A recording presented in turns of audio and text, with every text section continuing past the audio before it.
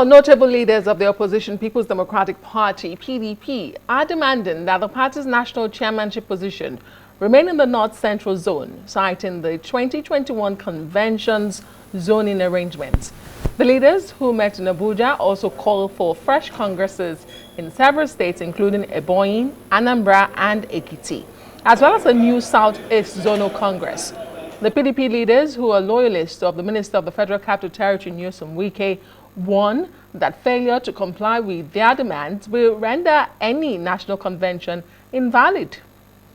The PDP stands as a defining crossroads where its ability to reconcile internal disputes, uphold fairness, and respect constitutional processes will demand its future relevance. Unity cannot be built on disenfranchisement, exclusion, or neglect of valid judicial pronouncements. A credible national convention must be anchored on transparency, fairness, and respect for the rule of law, as well as inclusivity. We call on the National Working Committee to urgently conduct fresh, transparent, and inclusive congresses in Ebonyi State and Anambra, in line with the judgments of the courts, that a fresh and legitimate Southeast Zonal Congress should be conducted. The outcome of the valid and legitimate South-South Congress held in Calabar, Cross River State, and recognized by the court be respected. The Ekiti State Local Government Area Council Congress should be conducted immediately in obedience to the subsisting court judgment on zoning of party offices, whereas we agree with the zoning committee's recommendations, which was adopted by NEC, that status quo remains. Well, to provide detailed insight into the 6-point demand put forward by a faction of PDP leaders led by the FCT Minister Nyesom Wike, we're now joined by Osuoha. He's the Deputy National Legal Advisor of the People's Democratic Party. Thank you so much for joining us on the news tonight. Thank you for having me.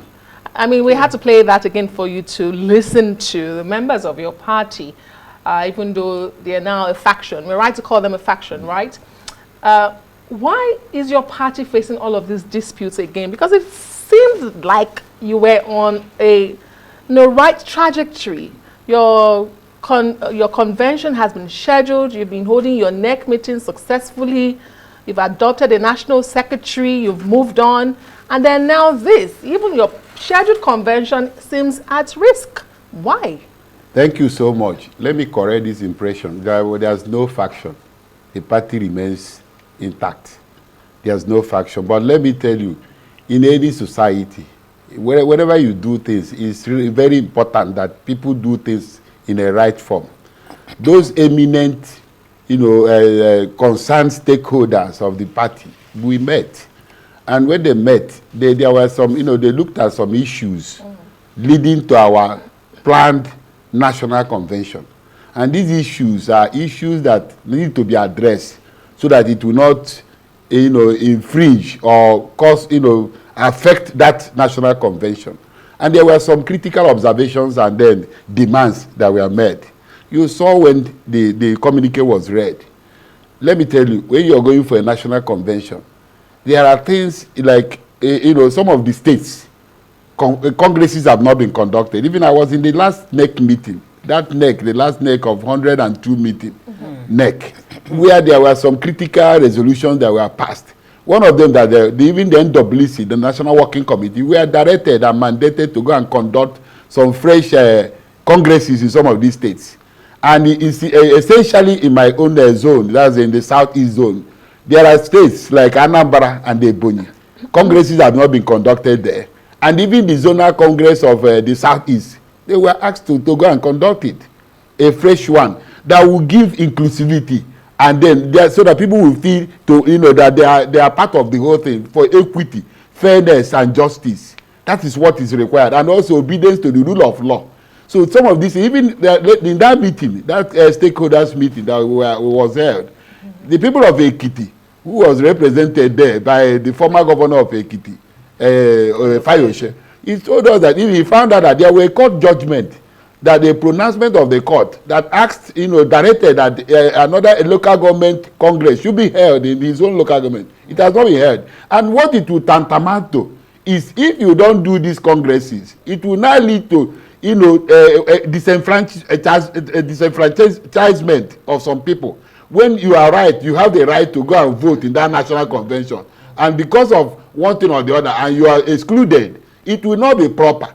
And also, we looked at the issue that the zoning, before that the last NEC, there was a zoning committee that was established and constituted to go and zone the whole positions, both elective positions and party positions. Then when they met, they came up in their wisdom, they came up with a report in that last NEC and reported and recommended that the status quo should be maintained. I'm a lawyer. When you say status quo ante bellum, it means that wherever you are, you should remain there.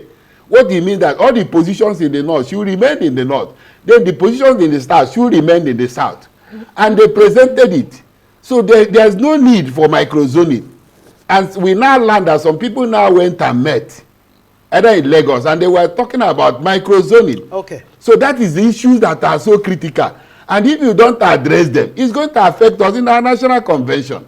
Are you getting me? Right. That is just the issue. It's not the point about the national convention must come to be. We have already chosen a date. The date is 15th and 16th of November. And a venue has been chosen in Badan. But let's do things properly. They do process in law. Follow the due process in law, and also obey court judgments and pronouncements, so that we don't, box ourselves into a corner.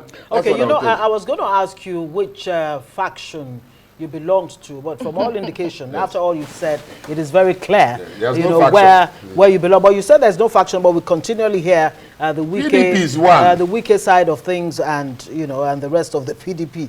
But it almost looks like the PDP will sit down now and be thinking to itself that the last national executive meeting, council meeting that they had, the 102nd, maybe it was a missed opportunity to actually wield the big stick and decide once and for all that what needs to be done must be done. That those who need to be suspended should be suspended, and those who should be expelled for anti-party. Because this, from all indication, at least from the PDP point of view, may just be that it's still part of the attempt to continue to scuttle things within the PDP and ensure that the PDP does not stand with, of course, the 2027 election in view. Because Nyesom Wike has made it very clear, abundantly clear, that he supports Tinubu come rain or shine. That is an individual. That's in my own perspective. He's an individual. He has the right to make some pronouncement and assertions. But for me, I'm a party man, and every other member of the party should be binded by the constitution of our party. The party is supreme, and every member and organ must be loyal and be bounded by the constitution of our party. For me, we have not even gotten to that point. What we are talking about now is how do we organize our party and put it in a very good form, so as we can be able to... How do these demands... Yeah, this demand is for rule of law. It's for rule of law. Democracy thrives by the rule of law. If you do things wrongly, there's legal consequence. It will haunt you later. Like I'm telling you, some people will feel disenfranchised that they were not given opportunity to vote or to go and exercise their fundamental rights. Okay. All right. So these are things we need to put right. Right. Okay, let me give you an example. Let me end up with this. Yes. Okay, even in that zoning formula, the zoning committee have said that the status quo remain. You know that ab initio in 2021, that convention that produced the national executive, the NWC, the working committee now, they zoned that national chairman to the North Central. Are you hearing me? Even up till now, it has been causing ripples, because those people from the North Central have been agitating and they advocating that position should be given to them. Okay. All right. Are you getting my point? The North Central. So there are ripples But no faction. Yes. I'm glad you said you're a lawyer and you're a party man. When you look at some of these demands, they reference subsisting court judgments. Okay.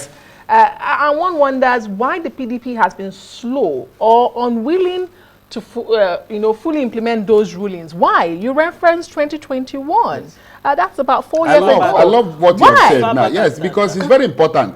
My party is a party that should abide and uphold rule of law. But they don't. I don't really, because of personal interest. Are you hearing me? You don't allow your personal interest to override the collective interest of the party. Look at when the court gives a judgment. There are some people the court has even nullified and removed as a member of the party. And you still allow them to be parading themselves. They will even be attending meetings, make meetings. Are you hearing me? Like in that Ekiti, I said, the court has given them an order that they should conduct a local government, fresh local government congresses. Are you hearing me? So these are things in the southeast too. There are court judgments we need to obey. Are you hearing me? So these are very important. We need to address them first and foremost before we now proceed to the convention. Because convention is so critical. It's the highest organ of the party. That's where you produce the officer, the national officer that will now pilot the affairs of the party in the next 4 years.